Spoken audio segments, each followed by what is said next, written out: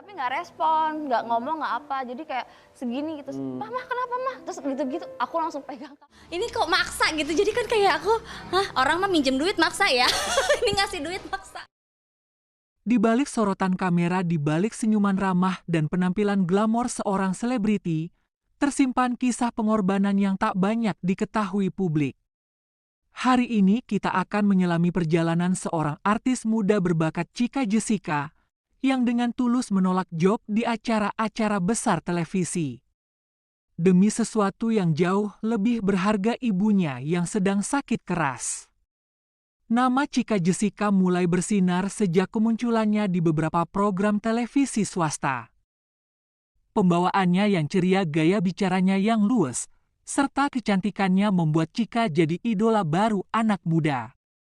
Job demi job berdatangan host bintang tamu talk show, bahkan tawaran main sinetron. Namun di puncak karir itulah takdir mulai menguji Chika. Dengan sebuah ujian besar, sakitnya sang ibunda tercinta. Awalnya hanya gejala biasa, batuk, lelah, dan kadang demam. Tapi setelah serangkaian pemeriksaan, hasilnya mengejutkan. Sang ibu divonis menderita stroke dan harus menjalani perawatan intensif di rumah sakit. Chika panik di saat jadwalnya padat, hatinya justru berada di sisi ibunya. Dia tahu ini bukan saat untuk bersinar di layar kaca, tapi saat untuk menjadi pelita bagi ibunya yang sedang berjuang hidup. Beberapa tawaran besar datang. Acara prime time talk show nasional, hingga syuting luar kota, bayarannya bukan main. Tapi dengan mata berkaca-kaca, Chika menolak semuanya. Ketika manajernya kebingungan dan bertanya kenapa semua ditolak, Chika hanya menjawab, "Pelan karir bisa dicari, tapi waktu bersama ibu belum tentu bisa diulang," ucap Chika Jessica. Chika mendampingi ibunya hampir 24 jam. Dari memberi makan, mengganti infus, menemani terapi, hingga menyeka air mata sang ibu yang mulai merasa bersalah.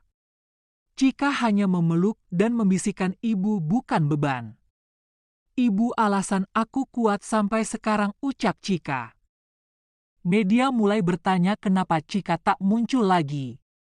Apakah dia terpuruk? Apakah sudah dilupakan publik? Tapi Chika tak peduli. Baginya popularitas bukan prioritas, ibunya adalah segalanya. Di saat orang lain sibuk mengejar panggung, Chika memilih menemani ibunya memandangi langit dari jendela rumah sakit, sambil menggenggam tangan yang dulu menggenggamnya waktu kecil. Hari-hari berlalu, kondisi sang ibu perlahan membaik. Meski belum sepenuhnya pulih, setidaknya senyumnya sudah kembali, dan semua itu karena cinta tulus seorang anak yang rela menunda segalanya. Chika mengajarkan kita satu hal, bahwa karir sehebat apapun tak akan sebanding dengan detik-detik berharga bersama orang yang kita cintai, terutama seorang ibu. Chika Jessica mungkin artis, tapi hari ini dia jadi pahlawan untuk ibunya sendiri. Seseorang diam-diam memperhatikan perjuangan Chika Jessica. Dia adalah Raffi Ahmad, seorang selebriti papan atas yang dikenal berhati dermawan. Raffi menyaksikan sendiri video Chika yang sedang di rumah sakit, yang sedang menunggu ibunya yang terbaring. Lalu sebuah pesan masuk ke ponsel Chika Jessica. Dari orang yang tak disangka-sangka, Raffi Ahmad. "Tolong kirim nomor rekening ya," ucap Raffi Ahmad. Namun apa jawaban Chika? Chika mengabaikan pesan dari Raffi yang meminta nomor rekening. Tapi Raffi Ahmad tidak tinggal diam, dia tahu bantuan ini bukan soal uang, tapi tentang nyawa seorang ibu yang sangat berarti. Ia kembali menghubungi Chika. Kali ini dengan suara tegas namun tulus dari hati. "Chika, kamu nggak minta, tapi aku yang mau bantu. Ini bukan kasihan, aku respect sama kamu. Kirim nomor rekening sekarang," ucap Raffi Ahmad. Tak lama setelah Chika mengirimkan nomor rekeningnya, notifikasi pun masuk. Angka yang membuat Chika terdiam, puluhan juta rupiah. Langsung ditransfer oleh Raffi Ahmad tanpa syarat, tanpa ribet. "Aku nggak tahu harus bilang apa, Vi. Makasih banget, ini bukan cuma soal uang, tapi aku ngerasa dihargai, dilihat, disayang, ucap Cika. Doain mama ya, sekarang udah jauh lebih baik. Dan makasih buat kalian semua yang terus support. Terutama buat Raffi, Allah yang balas kebaikan Raffi, ucap Cika. Kan maksa tuh minjem duit kan. Ini nggak ngasih duit, dia maksa. Masya Allah. Ditransfer Raffi Ahmad karena dia ingin membantu kamu dalam pengobatan mama. Iya kak. Oh, Masya Allah. Masya Allah. Jadi berapa kali sih dia, kayak gimana sih dari awalnya dia? Dari tahun lalu. Dari Kan tahun mamaku lalu. kan udah jalan cuci darah tuh hampir jalan tuh mau 2 tahun lebih. Nah pas mama cuci darah, Raffi juga udah tahu. Nah itu kan udah hampir jalan 2 tahun yang lalu. Nah tahun lalu Raffi udah sini aku bantuin buat biaya mama, kata dia gitu. Nggak usah, aku bilang gitu. Nggak, itu ketemu atau obrolan tiba- di belakang di Panggung. ya kita sebelum syuting lah di ruang make up lah gitu. Emang kamu cerita apa? Nggak mungkin karena dia juga tahu beritanya gitu kan. Jadi kan nanti bahas ini ya, di briefing dulu kan. Terus kan akhirnya dia tahu. Terus dia juga nanya-nanya, kenapa mama ya gini. Ya teman-teman kan kayak Karos kan nanya, kalau nggak ada kamera pun tetap ngobrol gitu. Jadi sinilah aku bantu, aku bilang gitu. Nggak usah aku bilang gitu. Udah tuh. Terus begitu kemarin lagi, sekarang kan lagi sering syuting bareng. Dia gitu lagi tuh, sering bercandaan kan. Ciko jomblo nih, jomblo bla bla bla gitu. Tapi dia keren loh bla bla bla gitu kan. Dia lagi rawat ibunya yang sakit. Kita doain semoga sembuh ya, aku bilang gitu kan. Makasih transferannya 3M. Aku sering bercanda gitu. Waduh dia gitu-gitu kan. Udah sih habis itu, habis selesai bercandaan gitu, tiba-tiba pas kombrek dia Minta transfer, minta rekening untuk transfer segini, dia bilang. Jangan, aku langsung berkaca-kaca Karos, merinding. Kok enteng banget orang ngeluarin duit segitu. Aku beneran kayak langsung, wah sadis banget. Enggak usah, cepetan. Sementara kan dia pun sibuk kan Kak Ros. Jadi udahlah, aku pikir dengan niat dia kayak gitu aja kan aku udah Masya Allah gitu kan. Udah tuh berlalu lah. Minggu depannya syuting lagi. Udah pas syuting, Cika, gue tungguin lo, kata dia gitu. Mana rekening? Oh iya, jadi sebelum itu juga kamu belum kasih nomor rekening? Belum Kak, karena kan kayak Tapi dia inget ya? inget Kak Ros gitu kan. Kok dia inget ya? Aku bilang gitu kan. Ya udah, sini berapa? Ini mau tag nih. Cepet berapa? Kirim sekarang juga sekarang. Dia gitu ya. Udah aku pikir kan, ya udahlah ini buat mama. Dia bilang kan buat pengobatan mama ya. Ya udahlah, akhirnya aku terima Kak Ros. Masya Allah. Ini aku bilang, sumpah, aku beneran, aku berkaca-kaca, aku mau nangis. Jangan nangis, nanti aja nangisnya kalau aku meninggal. Makin nangis nggak sih? Ini orang baik kan nggak boleh meninggal ya? Harus panjang umur ya. Ngomongnya gitu sih? Iya kan, sebel ya.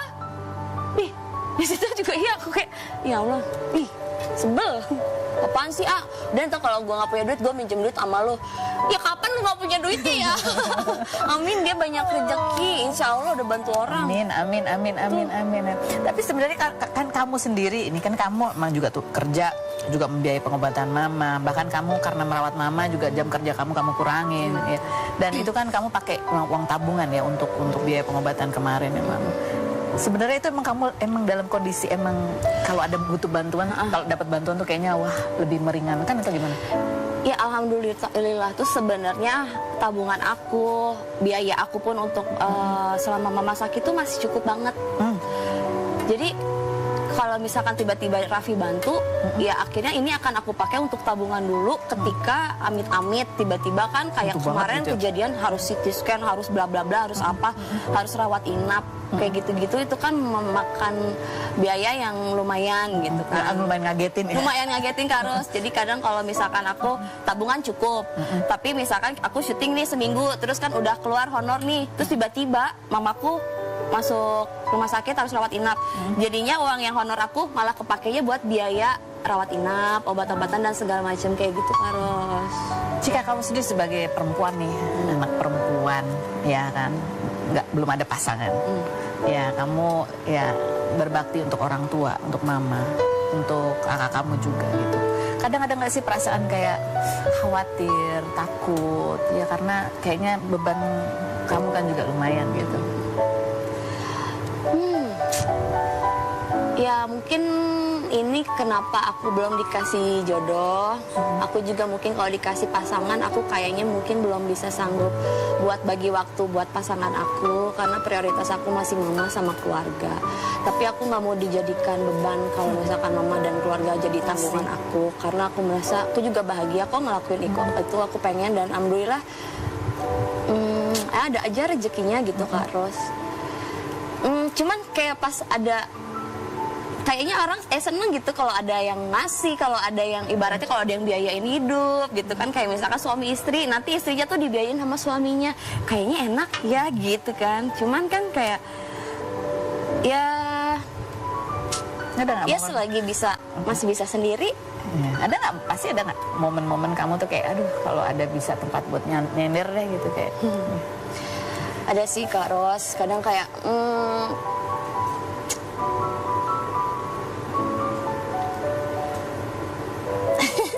ya jatuhnya sekarang ya kalau secara fisik gitu kan ya nggak ada ya. Kalau misalkan ngadu apa-apa pasti kan doa, udah ngadunya sama Allah aja. Ya pengen kadang kalau misalkan lihat pasangan sendiri itu enak, tapi berdua lebih enak deh kayaknya gitu ya. Kadang kita hanya perlu satu orang yang peduli. Untuk mengubah segalanya, terima kasih Raffi Ahmad. Terima kasih atas ketulusan yang tak banyak bicara tapi nyata. Dan untukmu Cika Jessica. Teruslah kuat, ceritamu adalah bukti bahwa kebaikan masih nyata di dunia ini. Jika kisah ini menyentuh hatimu, bantu sebarkan video ini. Agar lebih banyak orang terinspirasi untuk membantu sesama. Jangan lupa like, subscribe, dan nyalakan lonceng notifikasi.